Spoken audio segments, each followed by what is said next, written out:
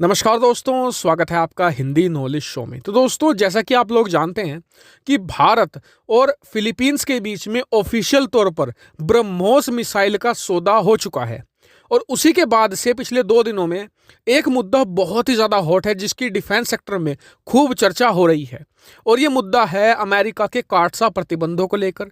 ये चर्चा की जा रही है कि भारत पर काटसा के प्रतिबंध लगेंगे, क्योंकि भारत यहाँ पर एक्सपोर्ट कर रहा है ब्रह्मोस मिसाइल।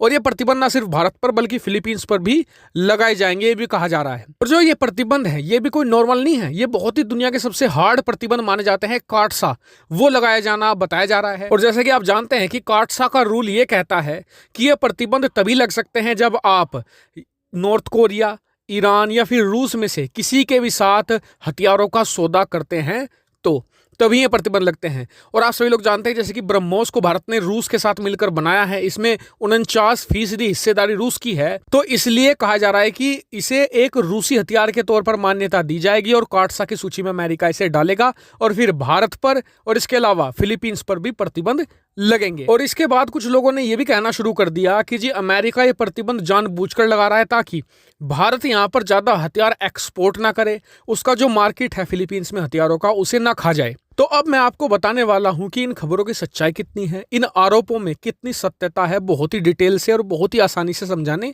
जा रहा हूं। सबसे पहले जान लेते हैं कि भारत और ब्रह्मोस की जो डील है ये कब से हो रही है। इसकी बातचीत या मतलब कि पब्लिक में कब से है? करीबन 2 से लेकर 2.5 सालों से ये बातचीत चल रही थी। लेकिन क्या आपने कभी भी एक बार भी ये सुना है कि अमेरिका को इस पर कोई ऑब्जेक्शन है? कभी नहीं सुना। और वो भी इसके बावजूद कि जो फिलीपींस की सुरक्षा की जिम्मेदारी है वो अमेरिकी सेना पर है। बताया जाता है कि अमेरिकी विशेषज्ञ तो इसे एक अच्छे कदम की तरह देखते हैं कि जो फिलीपींस है वो अपने आप को एक तरीके से सेल्फ डिफेंस के लिए मजबूत कर रहा है और अमेरिकी सेना को कुछ ज्यादा नहीं करना पड़ेगा फिलीपींस की सुरक्षा में।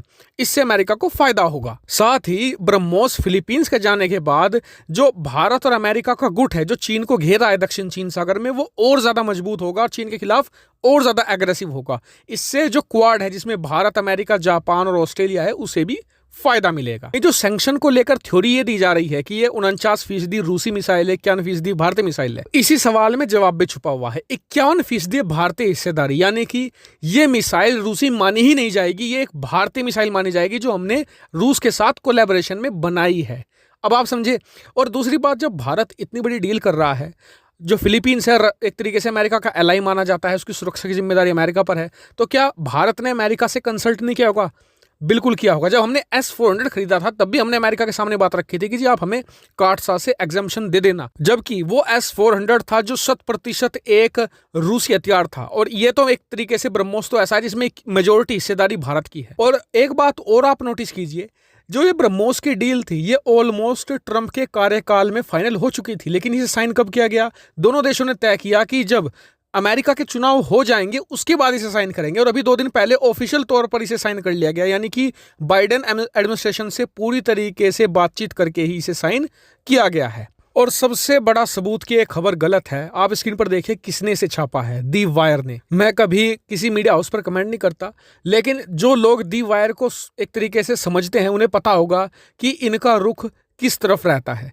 पता है तो कमेंट करके मुझे जरूर बताएगा। साथ ही वीडियो को शेयर कीजिएगा और चैनल को सब्सक्राइब करना बिल्कुल मत भूलिएगा। Thank you for watching video.